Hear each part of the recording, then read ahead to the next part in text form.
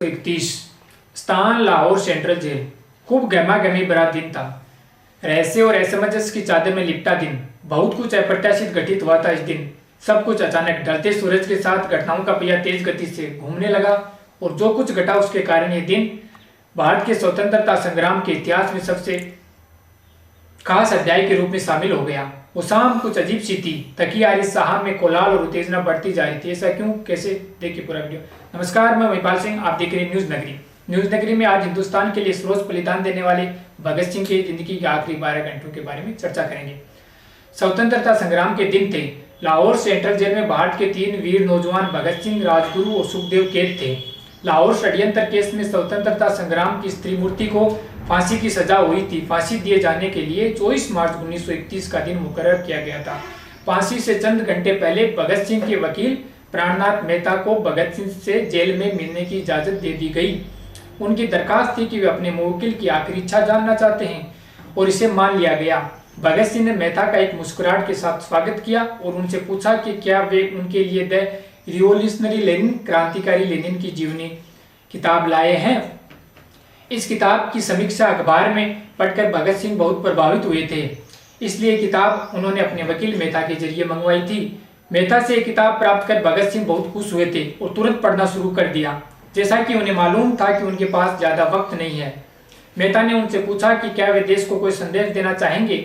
अपनी निगाहें किताब से हटाए बिना भगत सिंह ने कहा, मेरे 2 नारे उन तक पहुंचाइएगा, साम्राज्यवाद खत्म हो, इंकलाब जिंदाबाद।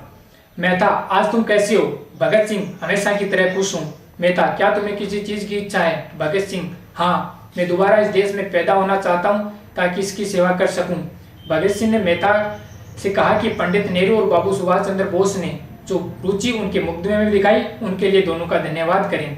मेहता के जाने के तुरंत बाद अधिकारियों ने भगत सिंह, राजगुरु और सुखदेव को बताया कि उन तीनों की फांसी का वक्त 11 घंटे घटाकर 24 मार्च की सुबह 6 बजे की जगह 23 मार्च की शाम 7 बजे कर दिया।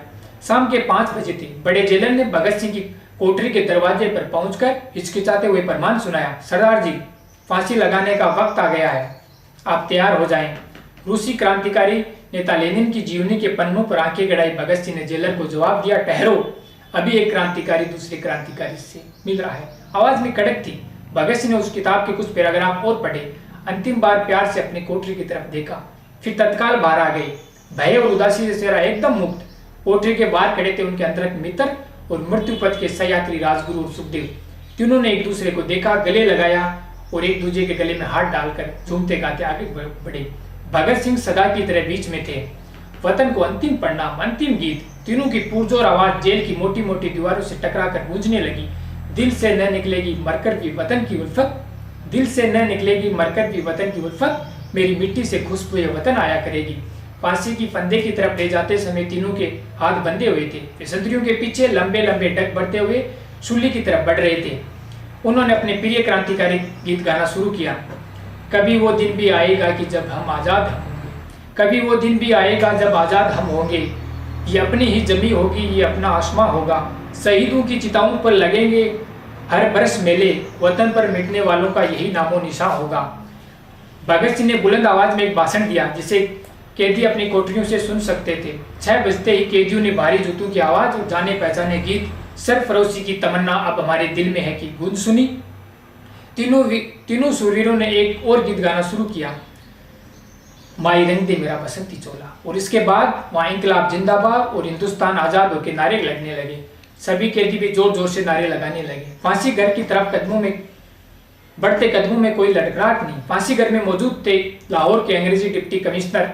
उसकी तरफ मुखातिब होते हुए भगत सिंह ने कहा, मजिस्टर महोदय, आप भाग्यशाली हैं कि आज आप अपनी आंखों से देखने का अवसर पा रहे हैं कि भारत के क्रांतिकारी किस प्रकार प्रशंसा से अपने सर्वोच्च आदर्श के लिए मृत्यु का आलिंगन कर सकते हैं। आवाज में सच्चाई थी, कमाल की निर्भीकता थी। तीनों वीर अपने अपने निर्धारित फांसी के फंदे के नीचे आकर खड़े हो गए। बीच में भगत सिंह, एक तरफ राजगुरु, दूसरी तरफ सुखदेव। तीनों एक साथ गरजे, इंकलाब जिंदाबाद, साम्राज्यवाद मुर्दाबाद।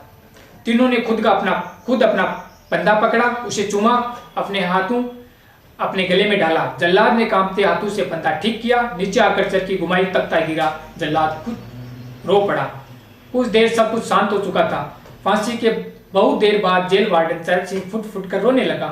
उसने अपनी 30 साल की नौकरी में बहुत सी फांसियां देखी थी, लेकिन किसी को भी हंसते मुस्कुराते सूली पर चढ़ते नहीं देखा, जैसा कि इन तीनों ने किया था। देश के 3 खिलते फूलों को तोड़कर कुचल दिया गया। बात यह भी थी कि इन तीनों की बहादुरी गाथा ने अंग्रेजी हुकूमत का समाधि लेख लिख दिया था। उधर सूरज अस्त हो चला था, इधर भारत की तरुणाई भी अस्त हो गई थी। शाम के लगभग 7:30 बज चुके थे। आजादी के तीनों दीवानों को अंग्रेजी हुकूमत द्वारा फांसी दी जा चुकी थी। जेल में कैदियों की कोठरियों में सिर्फ एक आवाज गूंज रही थी, इंकलाब जिंदाबाद। तीनों नौजवान अब फर्श पर पड़े 3 जिस्म थे। अधिकारियों ने जेल के पिछवाड़े की दीवार का एक हिस्सा तुड़वा दिया और वहां से अंधेरा होने पर एक ट्रक लाया गया। तीनों नौजवानों के शव को उसमें बोरों की तरफ फेंक दिया गया। अंतिम संस्कार की जगह रावी नदी का किनारा तय किया गया था, लेकिन नदी का पानी काफी उतला था। ऐसी स्थिति में सतलुज पर जाने का फैसला लिया गया। तीनों के देह को कड़े पैरे में सतलुज के किनारे गड्ढे में अग्नि को समर्पित कर दिया गया। आजादी के इन दीवानों की जिस्म का जरा जरा सुगंध बनकर हवाओं के संग हर तरफ फैल रहा था। शव का अंतिम संस्कार ठीक तरीके से नहीं हुआ था। गांधासी वाला गांव के लोग चिताओं को जलते देखकर दौड़ते हुए वहां पहुंचे।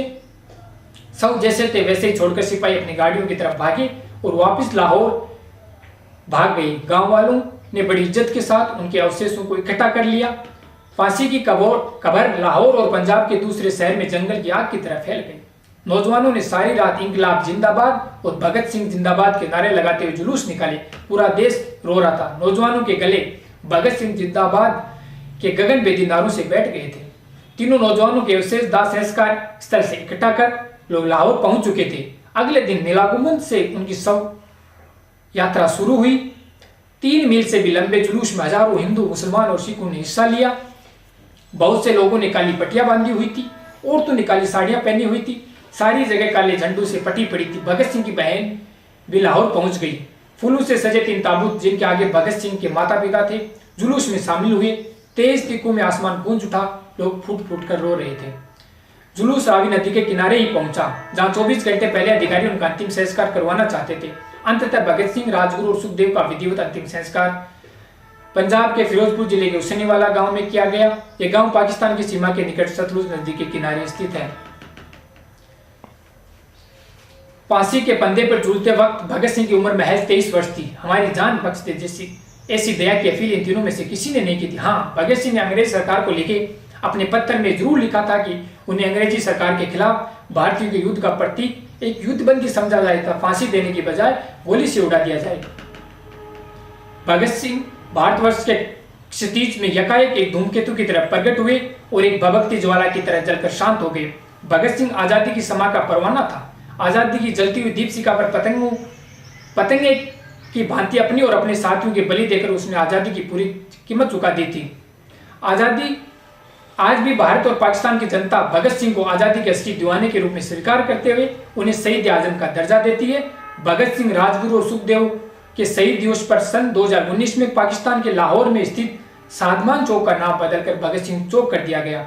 अंग्रेजी हुकूमत के वक्त चौक लाहौर सेंट्रल जेल का हिस्सा था। इसी चौक वाली जगह 23 मार्च 1931 को अंग्रेजी हुकूमत ने उन्हें फांसी के फंदे पर चढ़ा दिया था। धन्यवाद।